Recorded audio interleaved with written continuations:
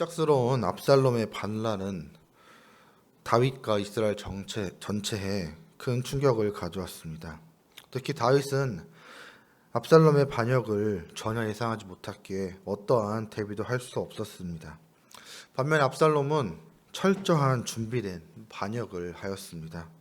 압살롬은 반역을 성공시키기 위해서 사람들의 마음을 먼저 얻고자 노력했습니다.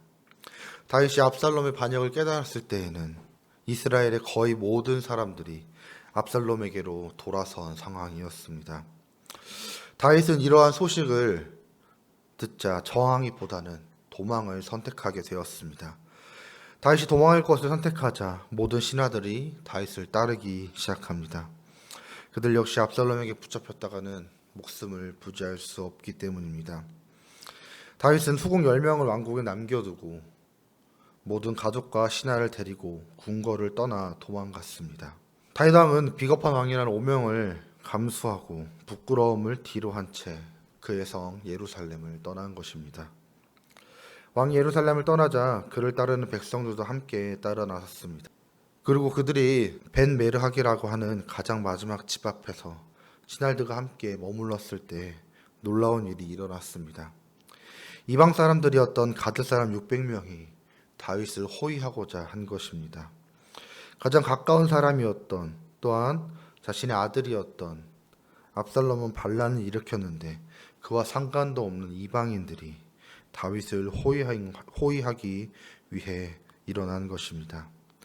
다윗은 그들의 이러한 결심에 크게 감사했습니다.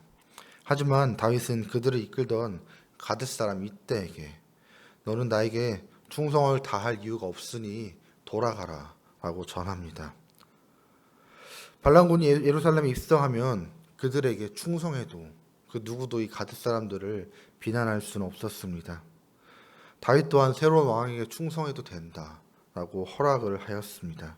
다윗이 자신의 처지를 정직하게 말하고 자신과 함께 다니면 고생할 뿐이라 그들을 밀어내었지만 그들은 다윗의 권유를 받아들이지 않습니다. 오히려 하나님과 다윗을 걸고 맹세하였습니다. 그는 다윗 왕이 가는 곳이라면 살든지 죽든지 개의치 아니하고 어디든 따라갈 것이라고 고백합니다. 다윗은 이러한 그들의 결단에 감동하고 앞장서서 갈 것을 부탁합니다. 가드 사람 이때와 그의 용병들이 자기 가족들과 함께 그들의 앞에 서서 전진하였습니다. 그렇게 다윗 왕도 기드론 시내로 건너갔으며 백성들과 함께 광야길로 향하기 시작합니다. 왕이 되기 전에는 사울 왕에 쫓겨 광야에서 지냈던 것처럼 이제 다시금 광야의 길로 나서게 된 것입니다. 근데 사실 이 모든 일은 결국 다윗에게서 시작되었습니다. 다윗이 밧세바를 범하는 것으로 비롯되었기에 결국 자기가 자기를 쫓겨내게 만든 셈입니다. 그가 악을 저질렀을 때 나단 선지자는 다윗에게 당신의 죄악으로 인하여서 당신의 집안에 칼부림이 날 것이라 예언하였습니다. 이렇게 다윗의 범죄는 그의 자녀들에게 잘못된 결과를 가져왔습니다.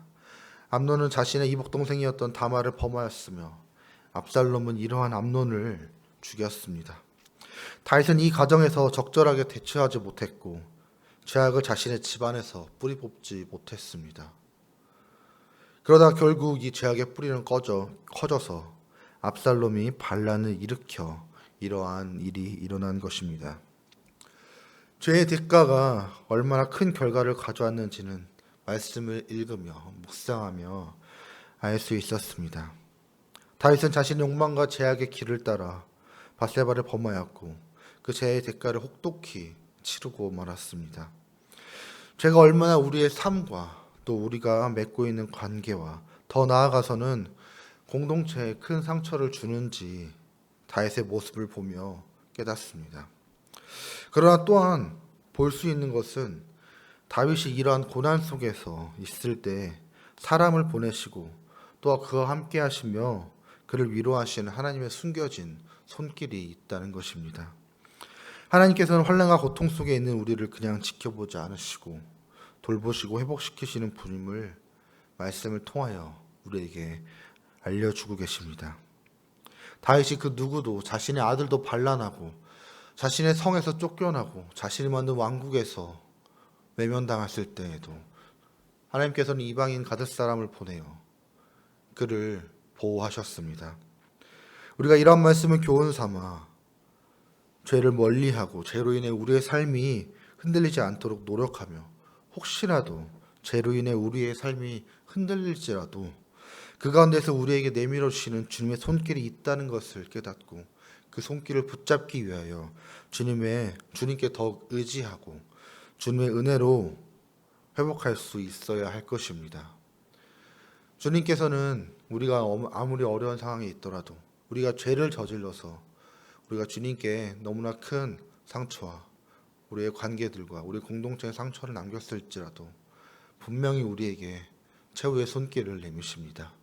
그 가운데서 우리가 할 것은 우리가 비록 죄인이나 우리가 비록 너무나 부끄러우나 그럼에도 불구하고 주님께 더 나아가기 위하여 노력하고 주님께 더 무릎 꿇고 주님의 은혜를 구해내는 것입니다.